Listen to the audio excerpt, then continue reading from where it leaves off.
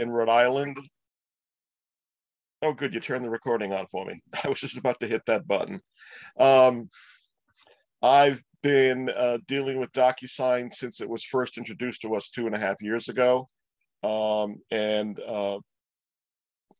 I actually enjoy using it. I was using .loop I was licensed 11 years ago, and I was using .loop for the past 9 years, and I don't miss it. Yes, I'm one of those crazy people, but I really don't miss it. And helping out today with me is George from Maine. George? No, actually, that's one of the places our agents are certified.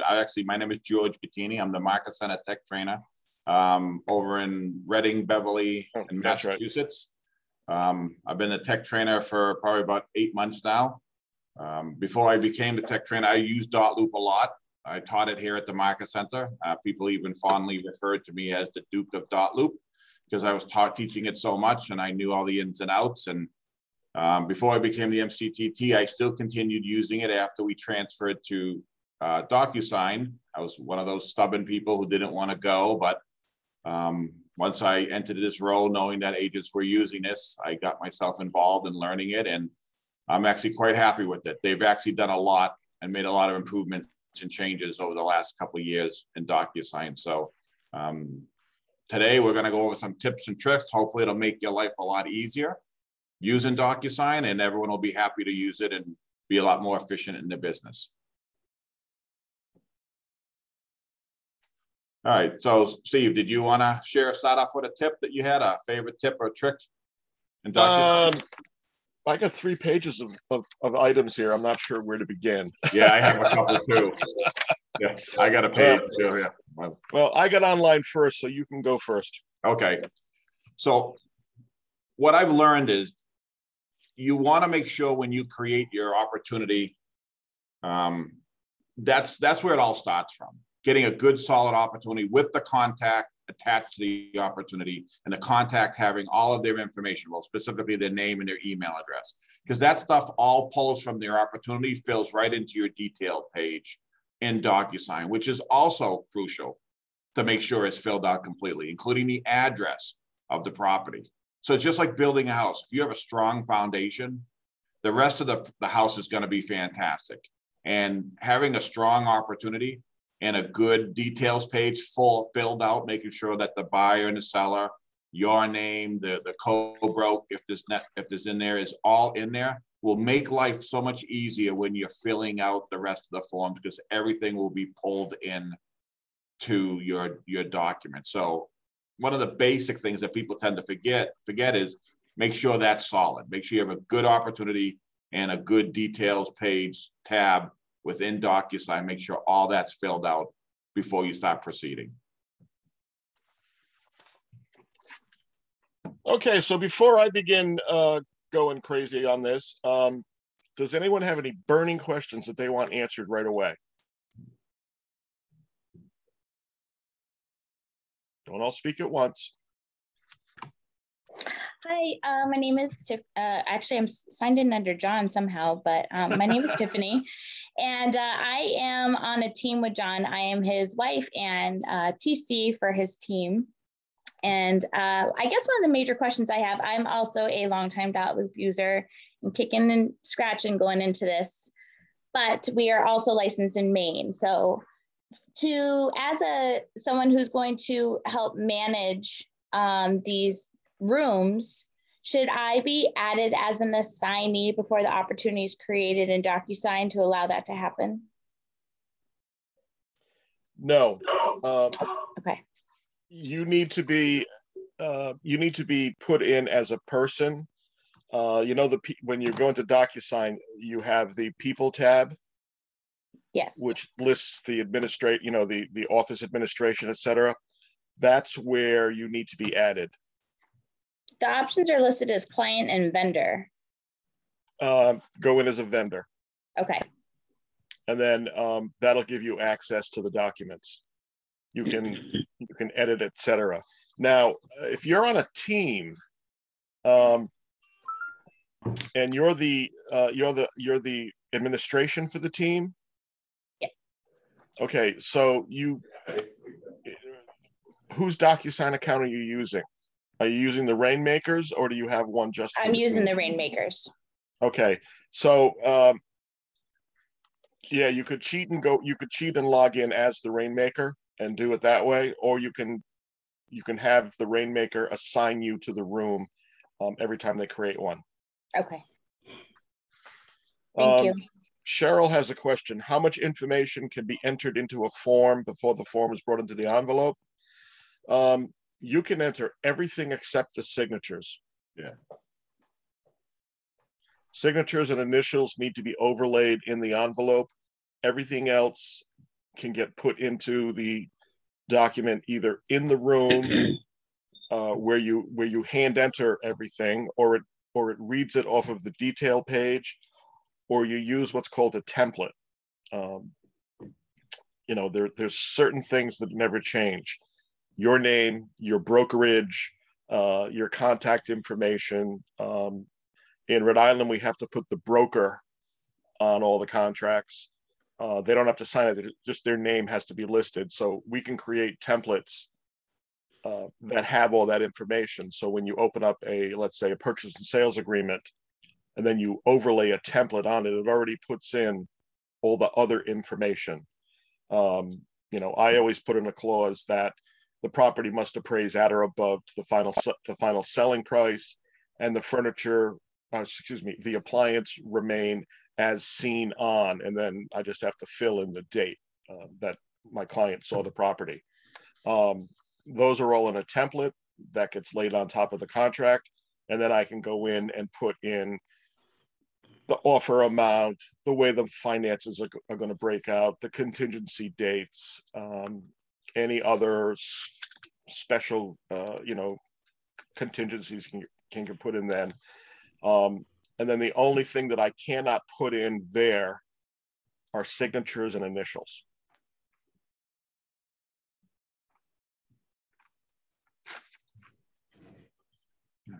Okay. I think Bill has a for you, question. Well, are you going to take Danielle's question? Okay. No, I hate how sorry. the data is so long on DocuSign. Is it a long date and timestamp and looks terrible compared to .loop? Any way I can change that?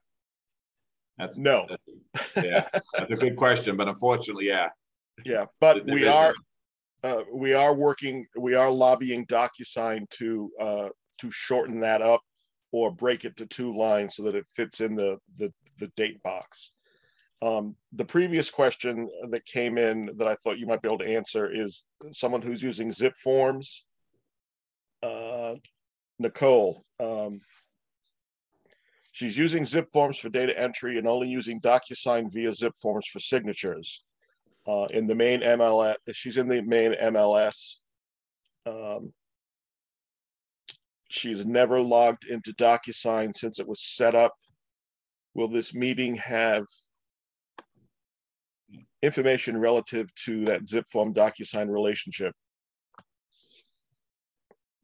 Huh.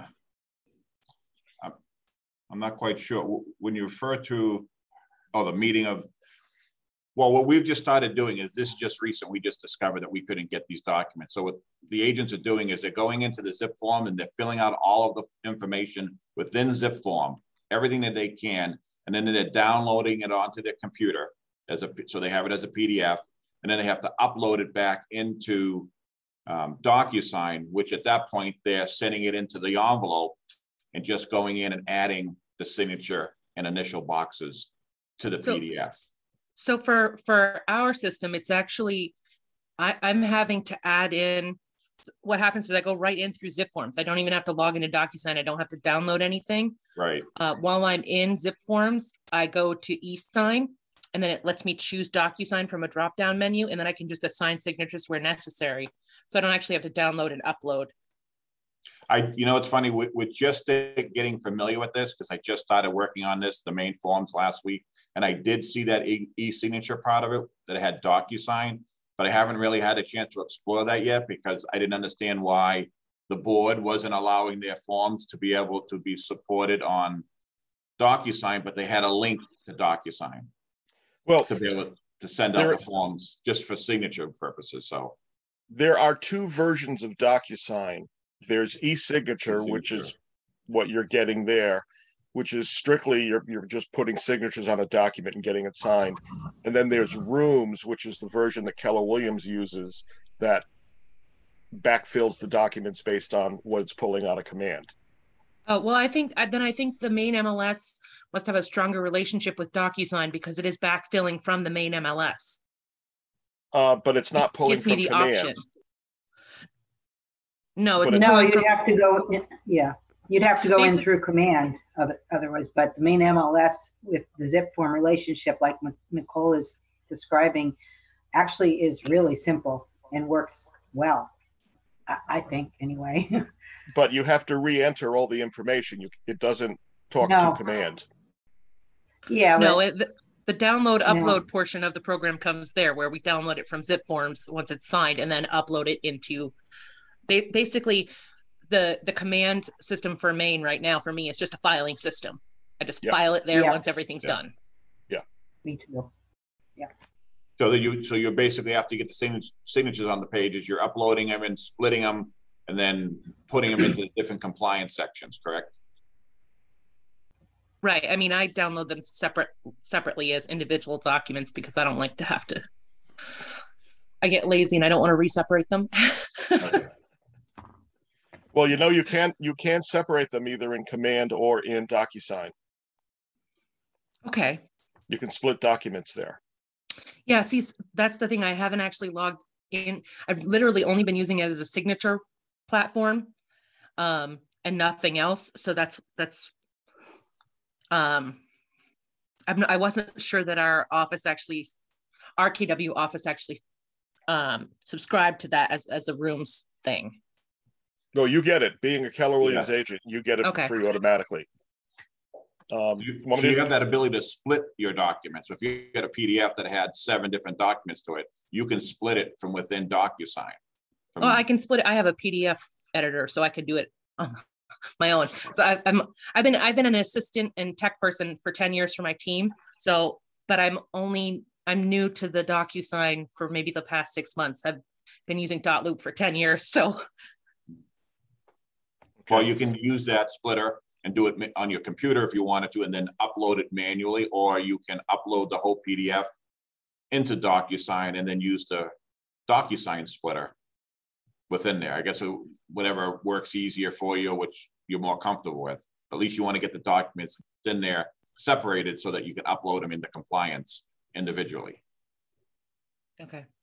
If you're writing up an offer for a buyer though, and the property is in the MLS, there is a feature in command that does link it to the listing in MLS, which should transport all the information for you. Yeah, but Yeah, she's not using DocuSign. She's using zip forms and then getting them signed through the e-signature program. So Okay. she's not even touching command. Yeah, command is basically just a filing cabinet for all my documents I see. and where we have to submit them for compliance. But it sounds like it would be an extra layer of work for me to download it from zip forms, put it into command, and then fill it out, and then put it back into DocuSign. So I'm happy with my zip forms relationship. I don't blame you. Well, it's just that if Maine ever sees the light of day and decides to let third-party vendors use their documents, your agents would just open an opportunity, and all the client information would just flow right into the forms. Right. So you're not having Right, to but do then- that double entry. Yeah, but then zip forms would be gone and they'd be sad. Well, then all the documents would already be in DocuSign. You'd have the same exact documents that go in a zip form. They'd already be in DocuSign and already ready for your agents to use. Yeah, once it's they come in. it's essentially like what .loop does, where you just have to enter your login information or your license information, and then they let you have access to all the docs. Yes, Yes, yep. and it eliminates that upload download step that you have to go through to get the document filled out, signed, and then put back in. Okay. Thank you. I'll let you move on. Jessica has a question. Jessica is like, is .loop going away? No, it's not going away. It's their own company. They're going to be there. I'm not aware that they're going anywhere or going out of business. It's just that right now, Keller Williams doesn't support them as far as our main tool. But .loop is compliant and does work with Command. You can still use it. We just don't support it. And if you want to know how sneaky .loop is, go into if you're using .loop, open up your client register and look. You'll see every single person you have an email address on is in .loop. That's one of the reasons why Gary decided to leave them and find another company, was because they were downloading all of our information, and you know, they aren't there to help you. They're there to generate leads to sell to other realtors. So does anyone want to see an example of anything like splitting a document or merging? Oh, okay. Hold on. I have a question. Yes.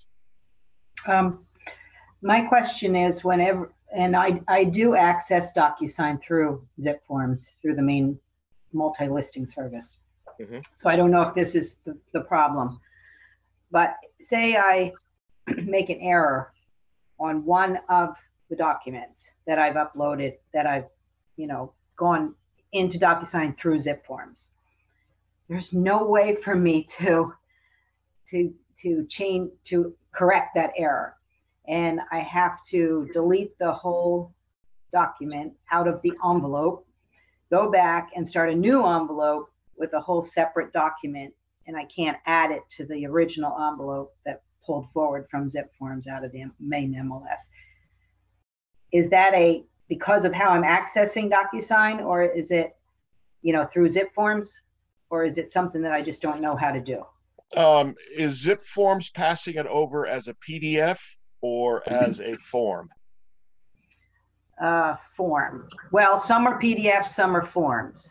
Okay. If it's some when you load out of the main MLS and you go to e-sign, it gives you an opportunity to add additional documents that need to be signed that you can pull from your computer, from your desktop or wherever. Yeah. And those come in as PDFs. The others are the forms that are provided by the main listing association that are loaded into zip forms.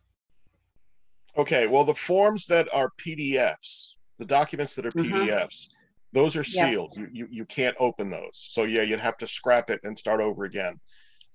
If it's a form that originates within DocuSign, yes, you can pull it out, you can edit it, and you can put it back into the envelope, unless you've hit the send button. Yeah, no. So, but the form originated in zip forms. So that must be my problem. Then you have to go back to zip forms to update that form. Now, and then when I try to pull it in, I can't add it to the same envelope, and it's a new envelope. So that was my question, and it's really annoying. yeah, it's. I don't know why you're not able to add it to, as long as the envelope hasn't gone out. Yeah, no, it's just sitting there. Well, just the other day, I forgot to put senior on the guy's name. His name is a senior. So I had to just add senior, but I couldn't do it. I mean, I could add it, but when you add text, it's not the same. And so I was trying to go back and redo the purchase and sale in the forms. And then when I hit e-sign, it wouldn't add it to the same envelope. It started another envelope. Yeah, that's see. Yeah, that's e-sign. That's not rooms. Yeah, it's not rooms, right? Yeah. So it must be because I'm accessing it through zip forms and then the e-sign link, which takes me. Okay. Yeah. I wondered. You have a little more flexibility from within rooms when you have an envelope. Yeah, because rooms kind of goes in the other direction. In other words, the envelope is a repository, and you drop things in it, and you might pull something out, and you'll put another one in, and then you can send it. And it doesn't sounds kind of easy. Yeah, it doesn't get sealed until you send it, and then it's sealed. And I'd have to go through command to do it to use DocuSign with rooms. I'd have to access DocuSign through command. The first time you open the room, you want to go through command, because then it creates a link between the room you've opened and the opportunity in DocuSign. Okay. All subsequent visits, you just go into, you type in rooms.docusign.com, and then you just check the room that you want to go into. I have never tried that. I've always accessed it through zip forms in the main MLS. So yeah. See, well, you're using e-signature, which is a different program. Yes. Yeah. What you have to do is you have to organize all the realtors up in Maine and go march on the MLS building and demand that they open up access to the records. Yeah, because the forms aren't there. They're your files. It's not like, it's your stuff. Yeah, you're the members of the association. Yeah. They have a board. Go to your board meeting and bring that up as a topic, so that you're all members. I'll have to explore it. So because those forms are not there in command, right? They're not there in rooms or whatever. You don't have access. I have to get them through the main MLS, so I would have to do double duty like you described in the beginning. And I said, well, I don't do that, but I'm listening and realizing that that's because there's two ways to access. So, okay. Okay, Donna Frano, what about making changes to a document? Do you have to start fresh? No. Donna, what state are you in? You got to turn your microphone on. I'm in the Commonwealth of Massachusetts. Okay, thank God. When you first upload the document from the library into the room, it brings it in as a form, and you go in and you make your modifications to the form, and then you send it off to get signed, what have you. The original version stays intact. So if you go back into the room, you will see that form is still there with a blue label on it, and you can go in and edit it to your heart's content. Then send that document off for a signature.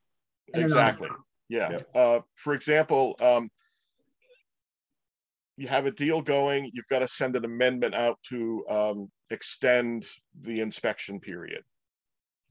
And then 2 days later, you find out that you need to extend the mortgage commitment date.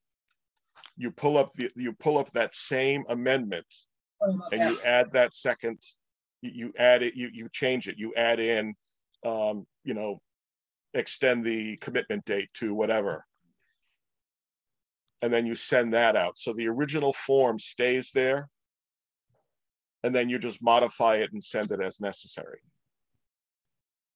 The same applies for when you're putting multiple offers on a property and your one offer does not get accepted.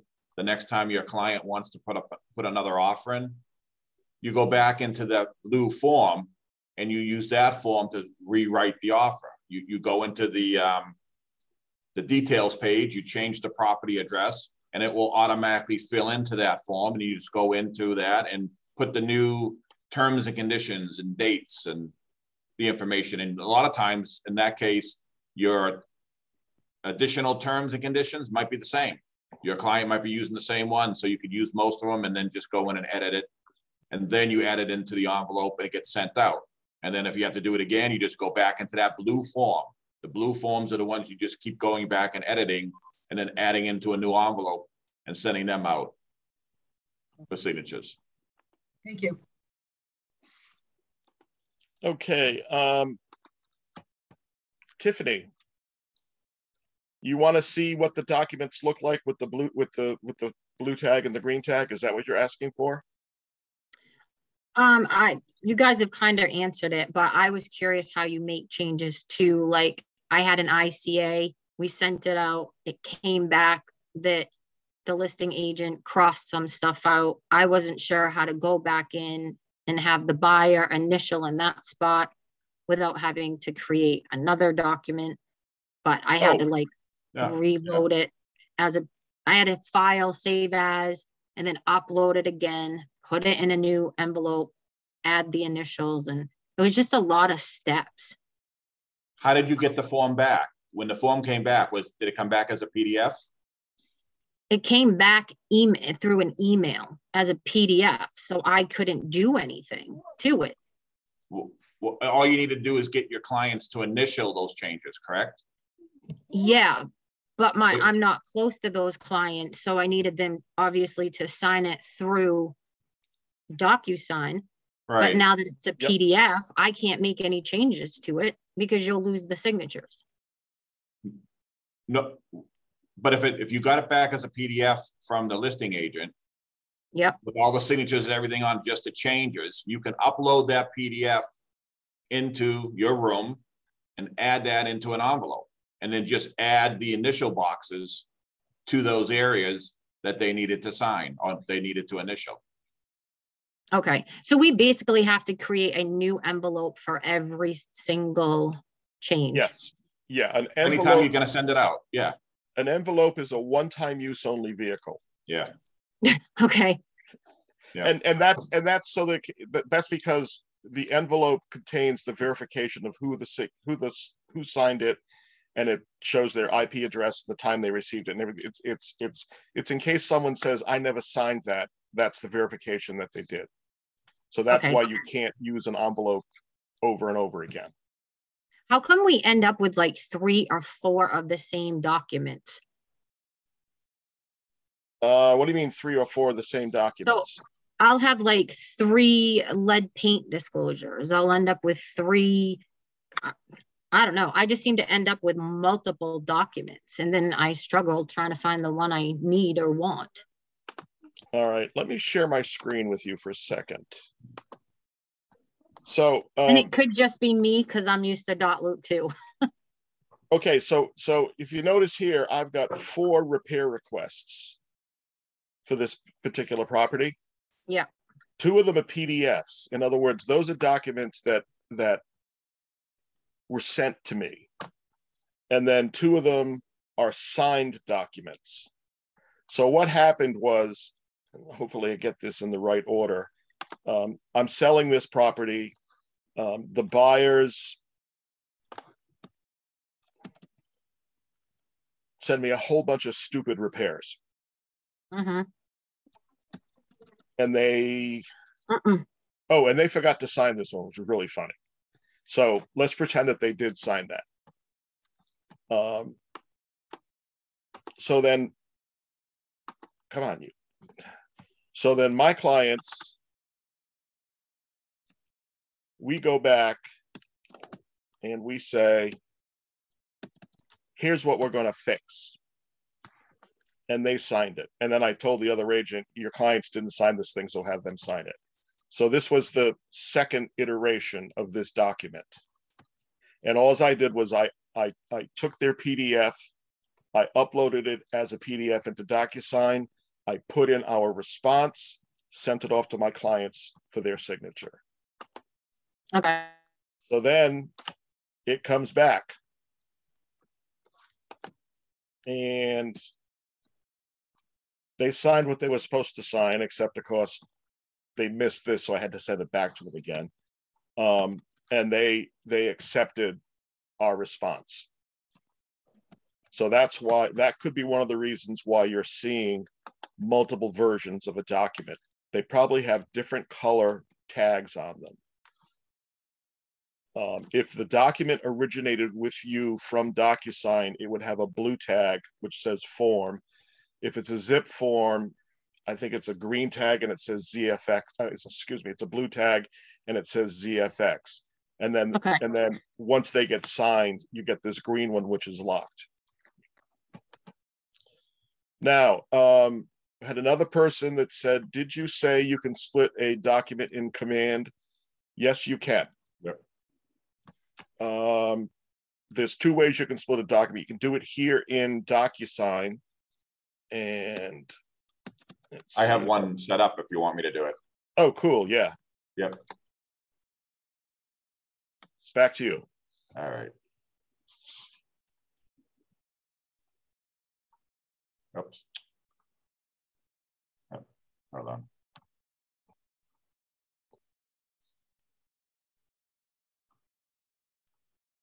Is it letting you share the screen, George? No, oh, wait, here we go. Yep. All right, good. All right.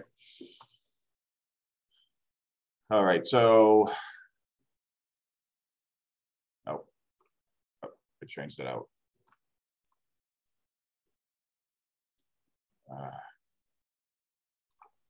Sorry about that. Actually, I had the wrong account open. Yeah. Technology, huh? Oh, yeah.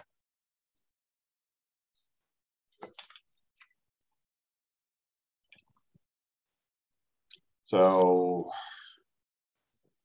when you get an offer signed, so for instance, you're a listing agent and you're asking your client to send you, or the buyer agent send you one PDF, and they send them all to you and you get a whole bunch of them.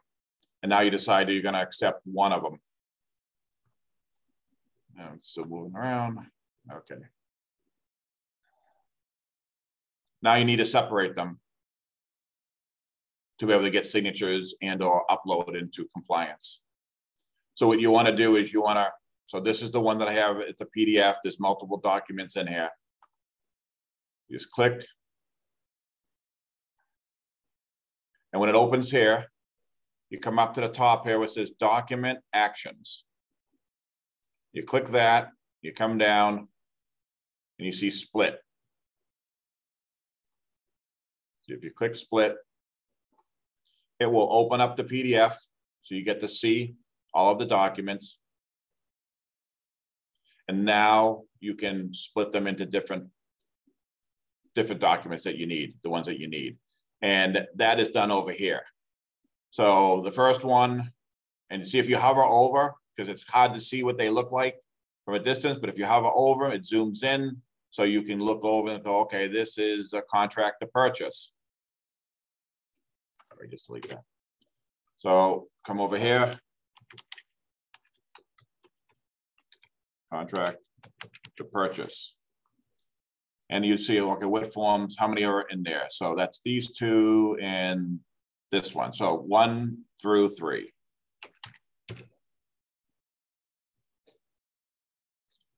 And I want to add my next document. So see how these all, they're shadowed to blue to let you know they're used already. So then you come over and you see what the next one is. That's the TRID form. Now, you can either type in the numbers here, manually like we were doing, or you can just click. If you just click on it, it automatically adds it in. So you can either manually type it in 1 through 5 or 1, 9, 4, or you can just click on them as they're highlighted and the numbers will just fill in for that page. And you just basically keep going down, add documents, type in the name of the documents, the page numbers of them. When you're done, you click Save.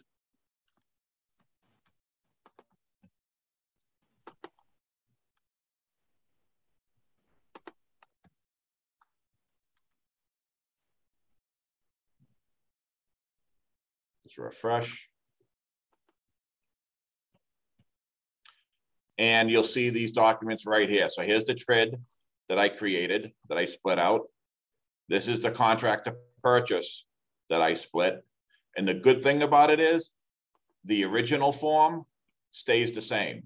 So you don't lose that initial PDF that you had all of the documents in. It stays the same. You keep that and it breaks it down and you have your 2 separate ones right here, ready for you to either send out in an envelope for your seller to sign or to upload into compliance in Command. Any questions about splitting documents? George, can you show that tab again where you split it in Command? I think your face was in the way. I apologize. That's all right. So you come here and just open the form, just click on the form. So here's the PDF. So I just click on the form. And then up here in the top, see right here, this one here, Can you see that? Yeah. If you hover over it, it says Document Actions. Okay, I have a stupid question. I'm sorry. I'm sorry. Let me just get this in before I just realized this too. If you hover over the document also, you just hover over it and right click. it also opens up. So you can hit split from here. All right. I'm sorry. Go ahead, Tiffany. No, I'm sorry. How do you get this room to look like a list instead of just document, document, document? Oh, so, okay. You mean See, instead of that, okay. You want this. So right over here, you have the grid view, and then you have the list view. Okay. The simplest stuff is the hardest, I think. Thank you. You're welcome. Sometimes that's worth the price of admission, just learning something like that. All right. Any other questions on the splitting? Okay. What about combining?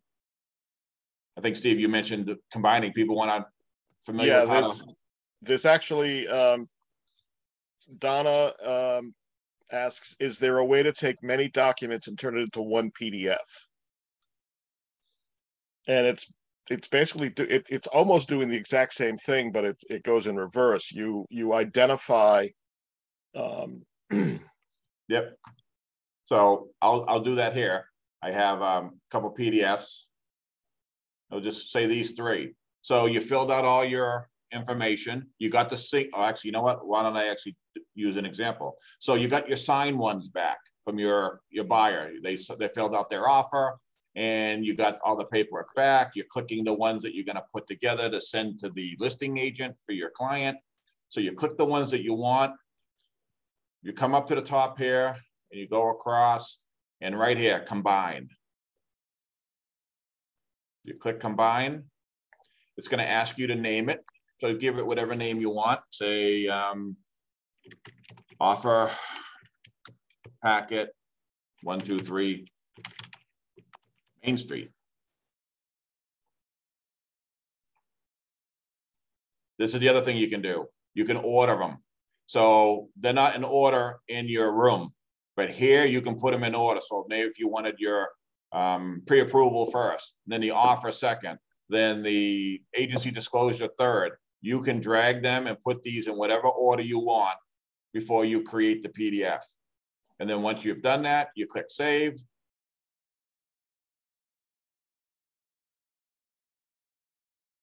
And offer package 123 Main Street, you're all set to go. You can either send it through envelopes here. You can send it through the agent if you wanted to send it through here, or you could download it onto your computer and then send it through regular email to the agent.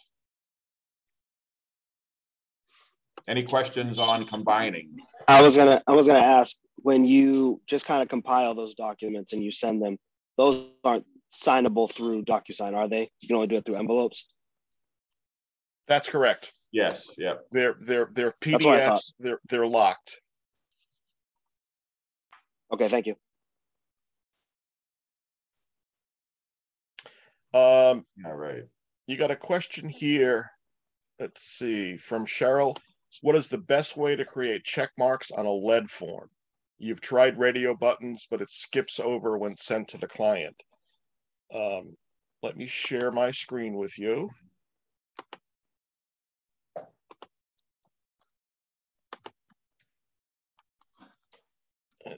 Are you seeing my my DocuSign window with all the forms in it? Yep. Okay, good, because sometimes I screw this part up. Let's see if I got a lead form in here. Nope, that's the wrong one.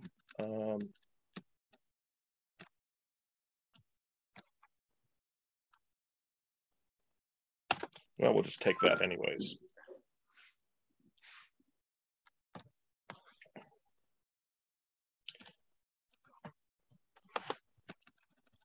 So you want to be able to have, you want them to have to check these things off? Is that correct? Yes, yes. Okay. I've got too many windows open here. Let me.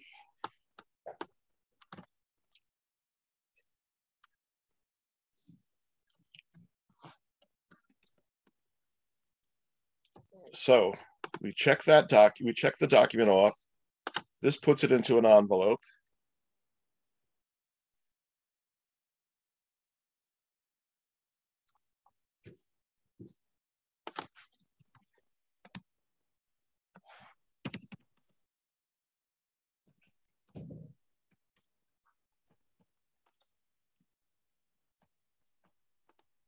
I go and I'm going to add myself.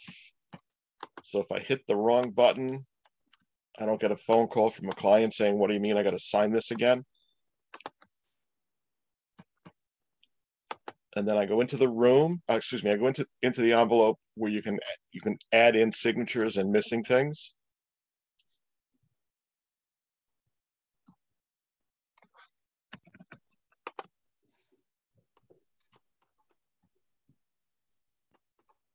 I have too many windows open. I can't see anything here. There we go. That's what I want. So I come down here and I put a radio button here.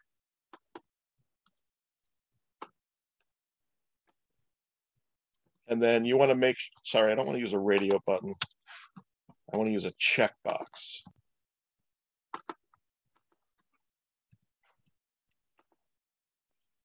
So you want to come over here and let's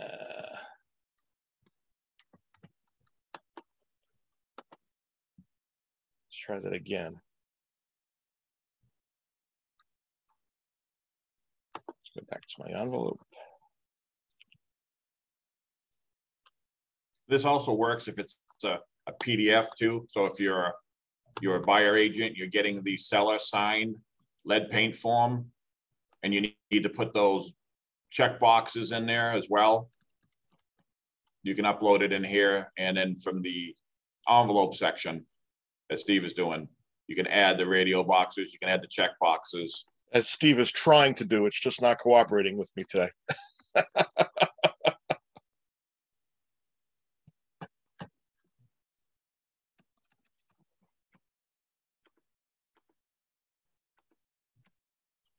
May I ask a question while you're? Sure. Sure. So the radio button it's an either or? Yes, correct. Yeah, okay. Yeah. Good question.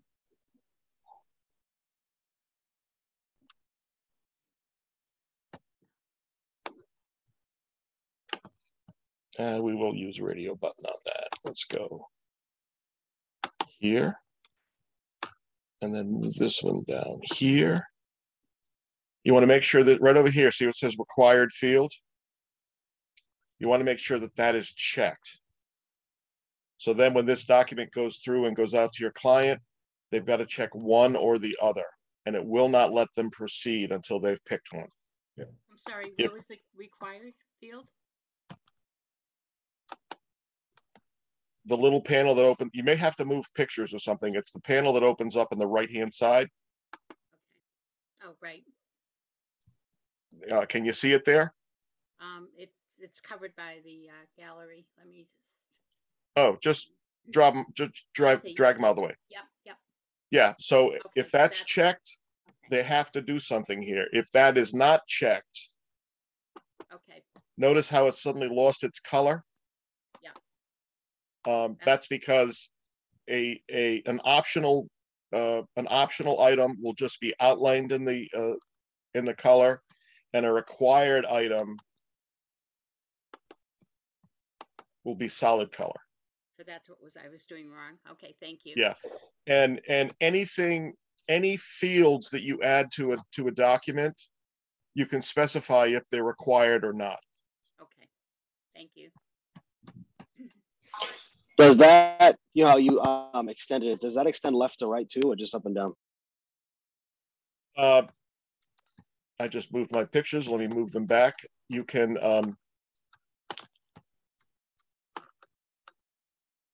put them anywhere. Yep, that's what I want to know. Thank you. Yep, and let's say they got 3 choices. You just keep hitting that plus sign and you add in as many boxes you need.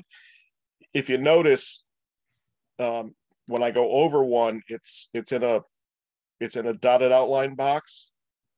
That means one of these 3 has to be checked. Yeah. So it keeps the group together. Yeah. Yeah, I see that. Thank you.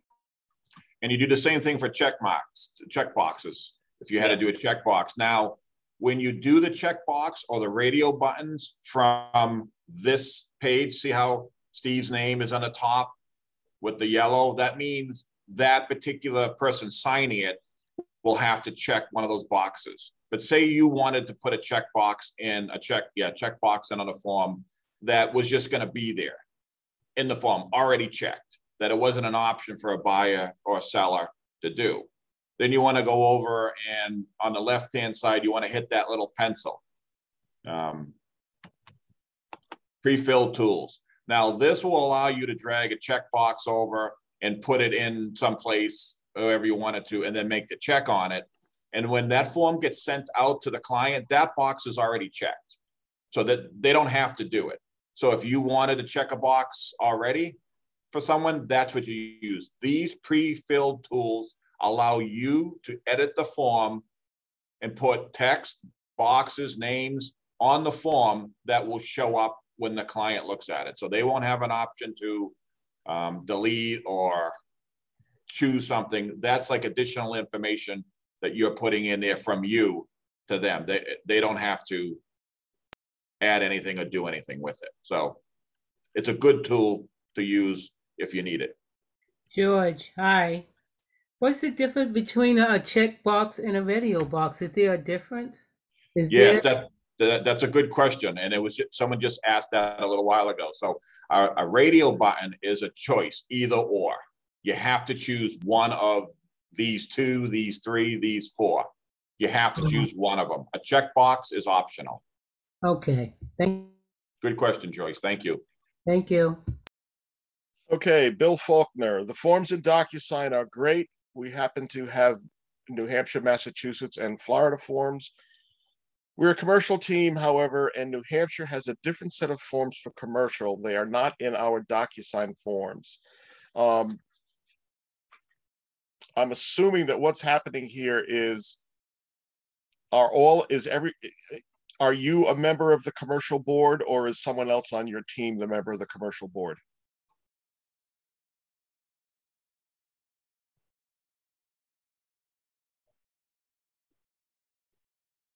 Is Bill still with us?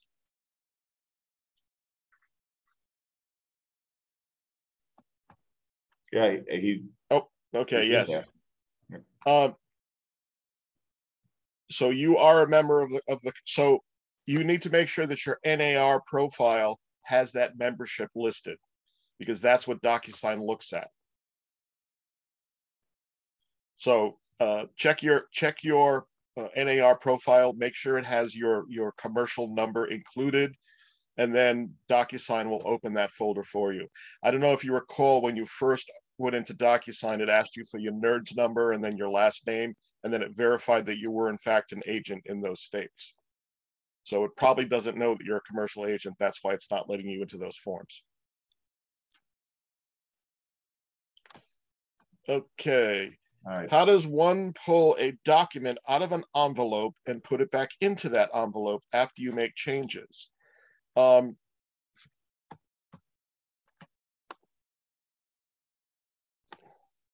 me just move this stuff around. Let's discard that. We don't want to do that. Get rid of it.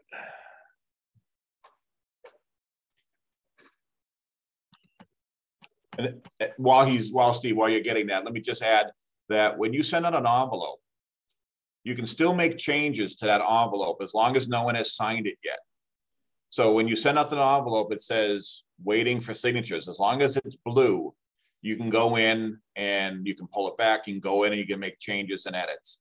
Once it's been signed or one of the people have signed, if you had to make changes to that document, that person is not going to see it at that point. So that's where you'd probably be voiding the envelope, going in, making the change to the document, and then sending it out again. So just keep in mind, if you want to know, is it too late for me to go in and change an envelope or change a topic, or we forgot to put a date, we put the wrong date? As long as it's blue, you can change it. If not, then your best bet at that point is to void it, go in, make the change, add up all the formula, pull all the documents into a new envelope and send it again. So here you can see I've got some completed envelopes and I have some drafts and I have some voided ones. A voided envelope is where you had to kill it. halfway through signatures.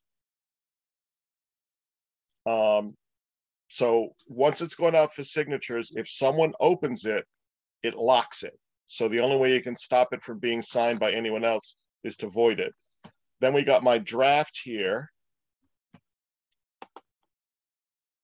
which I have a document in, and I want to replace this document. I want to make a change to this document.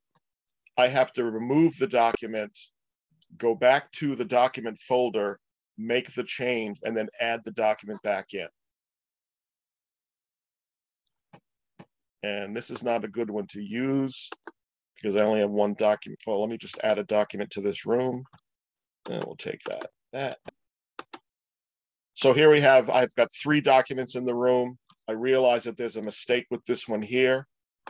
I go out, I remove it. I save and close the envelope. I go back to the document, I find the original, I make my correction, and then I go back to my envelope.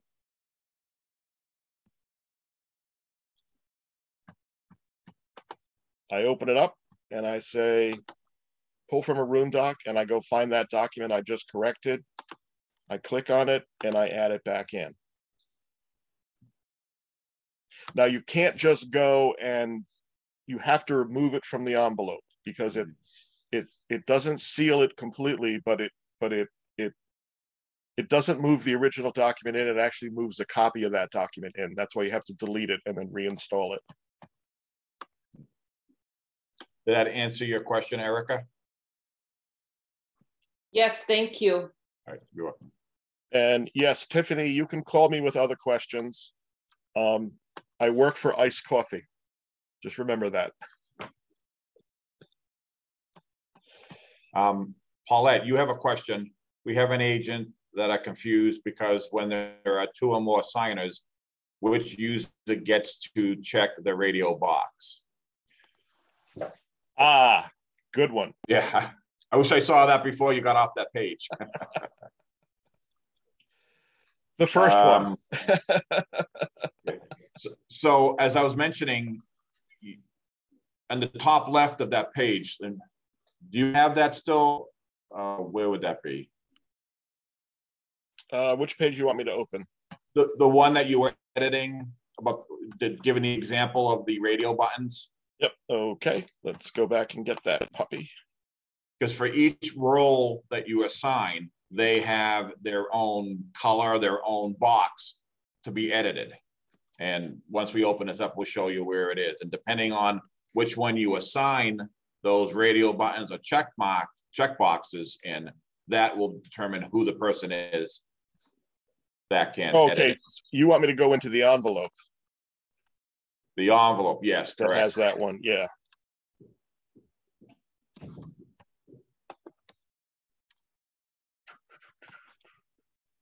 That's the one that you have in your drafts, Steve. Which draft? I've got 3 of them there.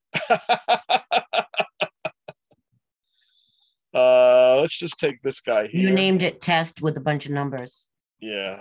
Hold on a second. I need a bigger screen. This one's just not doing it for me anymore.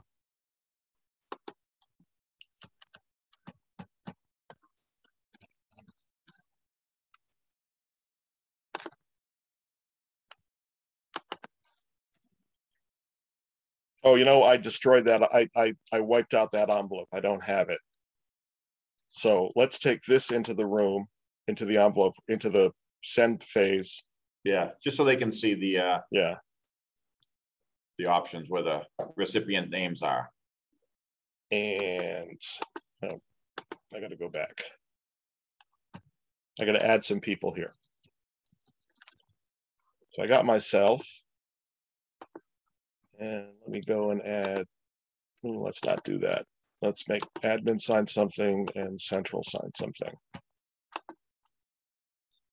So now I have 3 signatories, and I'm going to set that I get it first.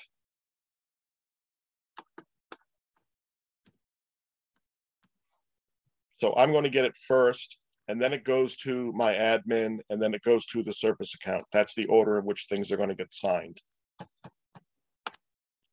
So then I come over here.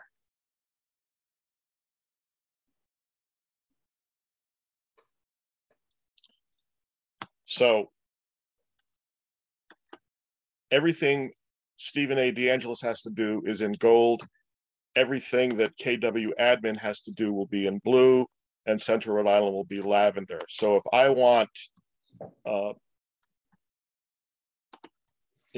this person to initial right here, I drop that box there. If I want this one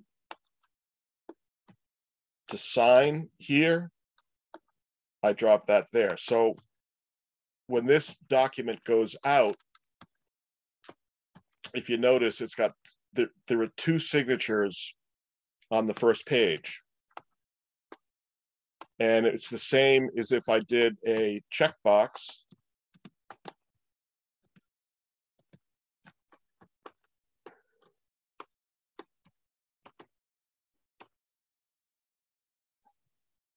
There we go, there's my second page. So if I came over and said, let's put a checkbox here.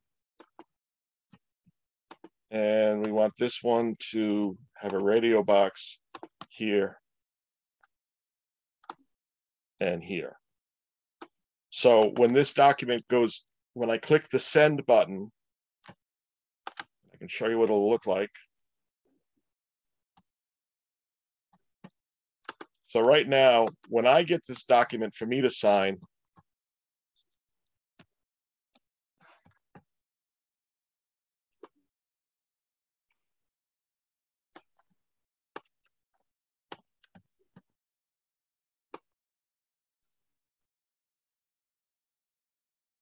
so I don't see any of those radio boxes or anything because they're not for me.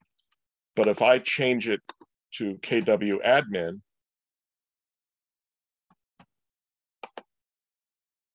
so they've got to initial here, and they've got to hit one of these radio boxes.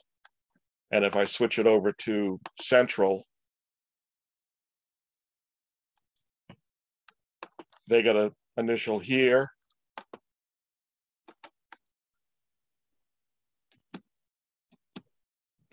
Why didn't their other box come up? Did I screw that up?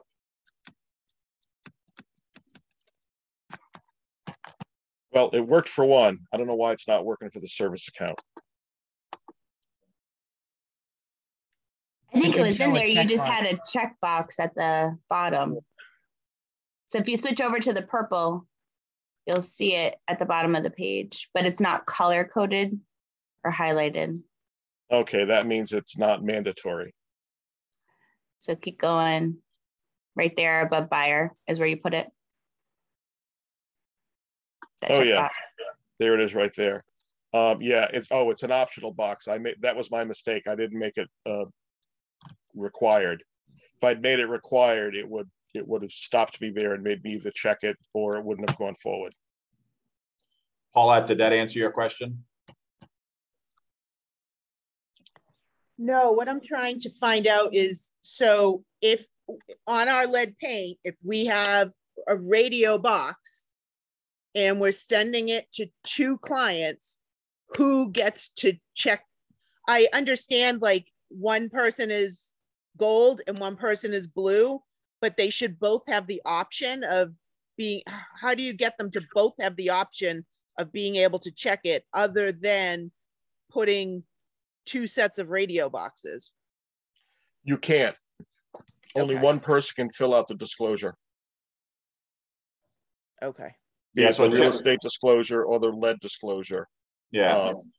You can only check the box once, or you can only put a radio, you can only check it once. So you just sign one of them. You sign one of them. There's no way to make it so that they both have the option of doing it. Really? No, it won't. No. It won't. It doesn't let you do that. Yeah. So you essentially the first person you list gets to fill it, like for the disclosures. The first person selling it gets to check everything off, and the second seller just gets to agree with it. Right. So hopefully they talk to each other and they and they go through and fill it out together, but only one person can do it electronically. If they demand that they both have to do it, email them the paper, tell them they have to download it, print it out, do whatever they have to do, scan it and send it back. But electronic signature only allows one person to do a task, not two. Okay. That does lead into a question I do have. Is there a way to upload documents outside of using a scanner into DocuSign, or is this using a scanner the only way? No, you can email them in if you want. Let me go back to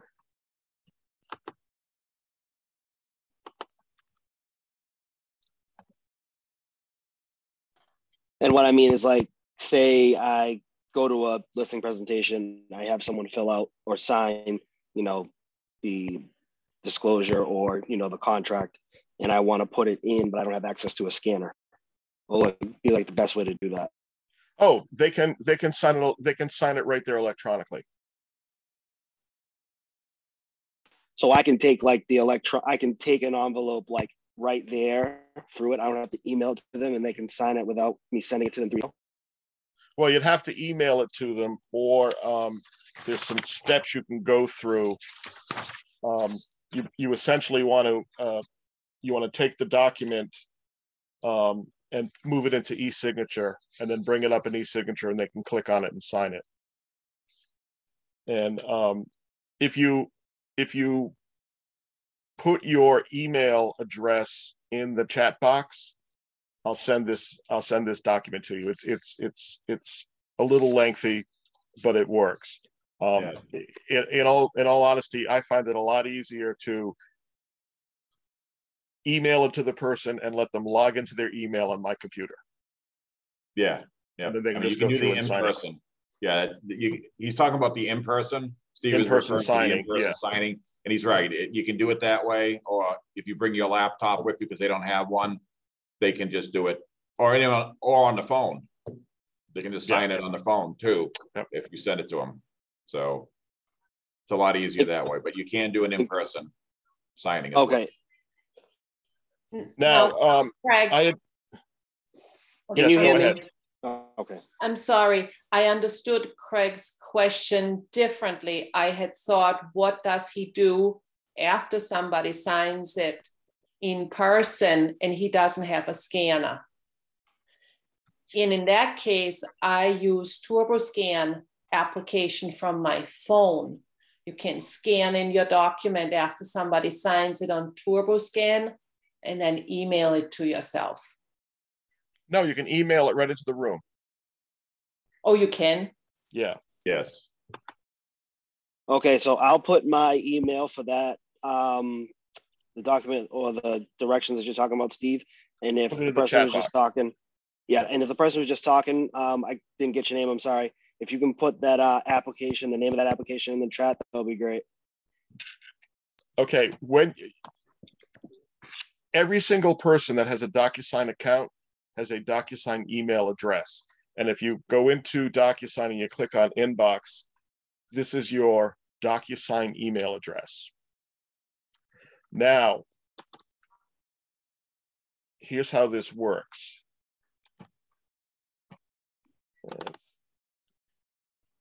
See this ID number?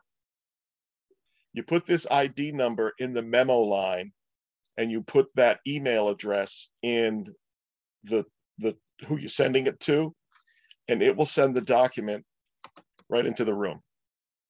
If you don't have, excuse me, if you don't have this ID number, but you just have your email address, it will send it into the My Docs folder. So all you have to do is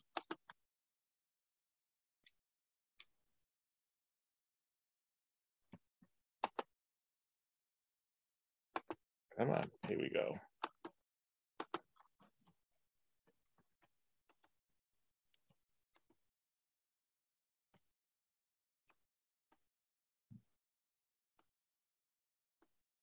Copy that. Paste it there. Come back over here.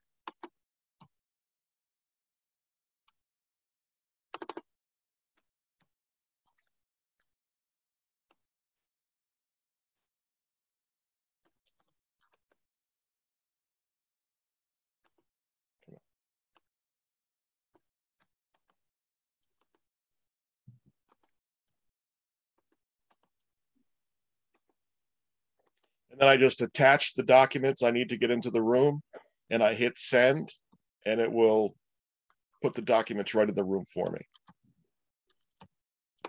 Or as Steve mentioned, if you don't know the room number offhand, you can just send it to your email and it'll go into your inbox. And then from there, you'll just move it from the inbox to the room.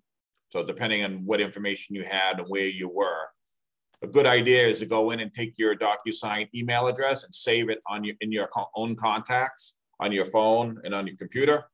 That way, if you had to do something, you're out and about, out on the road, you can just take the email and just forward it, and your DocuSign email address will already be saved on your phone, and just send it right into the room, and then you can move it when you get back to your computer if you didn't have the room number at the time. Yeah. Yeah. And it must be going through China right now because it's not showing up yet, but it really does. This part does work.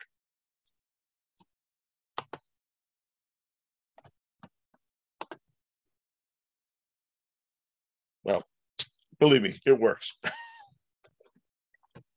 Damn computers. All right. And what do we got? You did not need the pound sign when you copied that number from the rooms, correct? Right. He didn't. No, I just took the digits themselves. Thank you.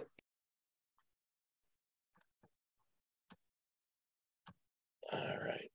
I lost my place on the chat. Must everyone have their own email address? Yes. You can have people share an email address, but what you have to do is you have the first person sign it, then you have to go in and change who that email is assigned to, and it's a real pain in the butt. Make them get their own email address. There are plenty of free services out there they can use. Where would I add my New Hampshire commercial membership? You want to get the documents from DocuSign, it has to be part of your NAR profile. And Bill, I can send you more detailed information on that. Okay, Jessica, the mass lead form has 2 placeholders for initials or checkbox. You should be able to add checkboxes or radio boxes for each placeholder.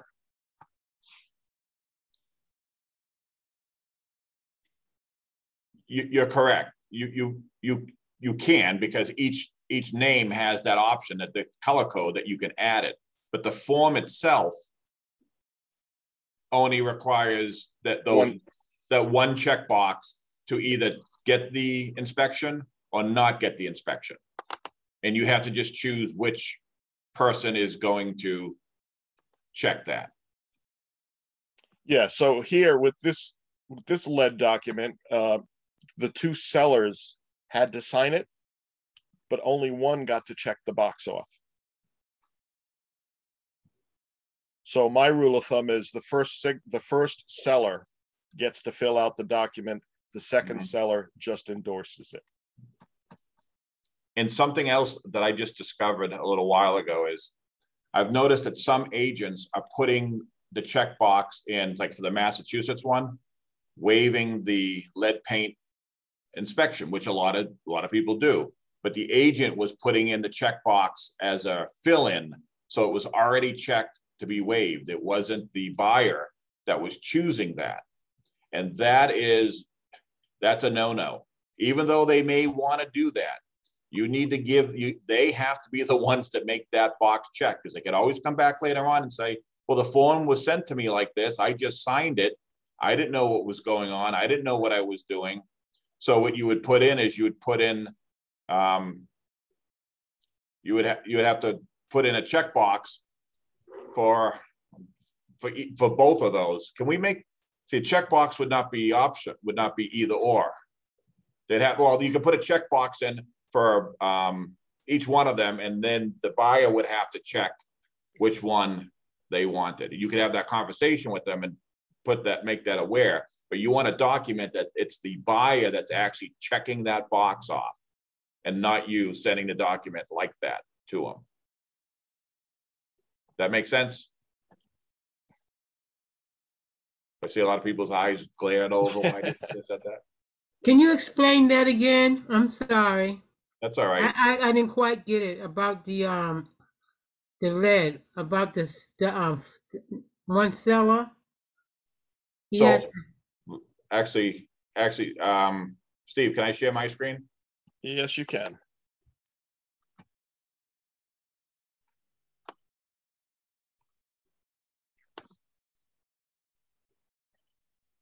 Just move all these faces, these nice faces. Okay, so let's go to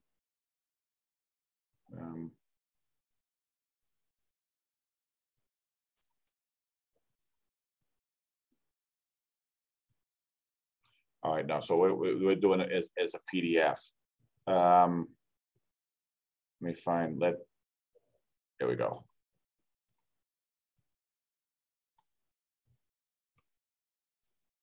So I have the lead paint, I'm bringing it into an envelope.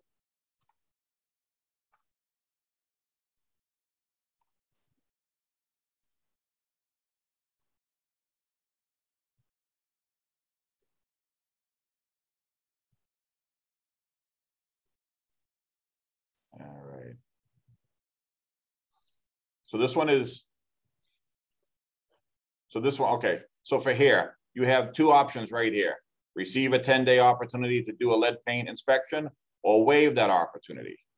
So this is where you would put in a checkbox for one of them to choose which one of these that they want. Now, what I noticed some agents doing is they're going into the pre-filled tools and they're carrying over a checkbox, sticking it in here, and then checking it themselves, and then sending the form to the buyers, and they're filling out everything else. They're initialing up here, they're signing down here, you know, they're doing everything they're supposed to do, but this box is already checked. That is a no-no. You can't check that for them, because they could always come back and say, it was already checked. You told me that's what I needed to do. I didn't know I had the option. So you don't want to do that. Okay. You want to, oh, here we go. Yeah, you want to stay inside the field that they're here. And actually, I guess you could put a radio. It says check though. You got to be careful, because you would think you could drag a radio button here and stick it in here, but this says check. And licensing bureau is very picky that if it's a checkbox or a dot, could make a difference. So I would just drag a checkbox over, drop it there. Can I ask something about this? And drop it there. No, yeah, okay, yeah, that's the right way. Yeah. Okay. Can I ask something about this? Yep. The problem with this is a buyer or seller or whoever's going through to sign, if they miss the checkbox, it doesn't like make them sign it before finalizing the thing. Like all they have to do is click on the initials, and then they miss it all the time. They don't sell. And then the only way to like go back in, you have to like redo the whole thing to have them sign it. Is there a way that makes it like mandatory? Like I remember .loop wouldn't let you finish the thing. It would kind of red flag it and say, go back and check a box. And it doesn't do that on this. Same thing, like if there's a text box or something. Couldn't you just do radio buttons to make it mandatory for them to choose one? That's a great question. The challenge you run into is on this form, it says check.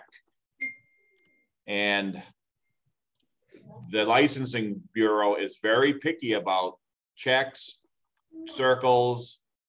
You know, it makes a big difference. I've heard stories of clients, buyers initialing these boxes, and that brokerage getting fined because it didn't say initial. it said check. So what I would suggest is I would speak with your OP or your team leader on that matter, because that could be a liability, having a radio button. I would agree. You would think that would be perfect because it's a one or the other and it has to be done. And this conversation that we've had is just making me think about that. So I'm going to be looking into that myself and trying to get a decision on that, because it would make sense to use a radio button instead of a checkbox on there. Because these are not, and I'm just looking in here and there's no way to make it required, the checkbox. So it's a really good question. I would just, for now, I would just put the checkboxes in and have that conversation with your client and just explain to them, when you get to that point, please check one of those boxes. And then speak with your broker on that matter and what that level of comfort is and what they want you to do, if they're okay with putting the radio button. I'm going to look into that myself. Does the approve button, is that mandatory? That is a checkbox. I'm sorry, which one? The approve button down below. Like under drawing formula, it says approve. Is that a mandatory button to click? Because am I missing that? Where's that one located?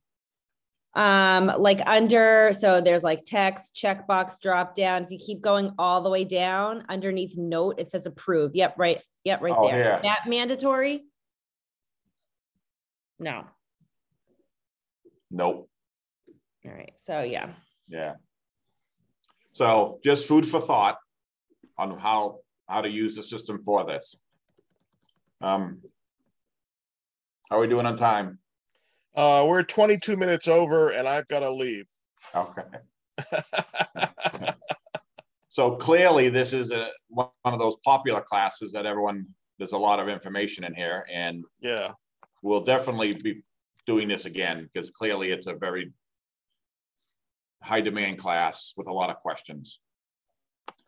Steve has given, I don't know, did you put your email in here, or were you? Just put it in the chat box. All right. I'm going to throw mine in here as well, too, because I know there's still a lot more questions. Yeah. And feel free to. Okay, good. Just make sure I spelled my name right. Thank you, everybody. Yeah. Great. Thank you very much. And if you have any questions. Yeah, if you have any questions, reach out and we'll get you answers. Yeah, Steve, that sheet that you were talking about, I put my email in there. I don't know if you caught it or not. It was everything gets saved. Yeah, good. Thank you. We record the whole session and it saves the chat box. So I've got anyone that put their email address in, I now have it and I'll send you that information. Yeah. All right. See everybody later. All right, everyone. Bye. Thank you. Thanks a lot. All right. Why is this doing this to me over here?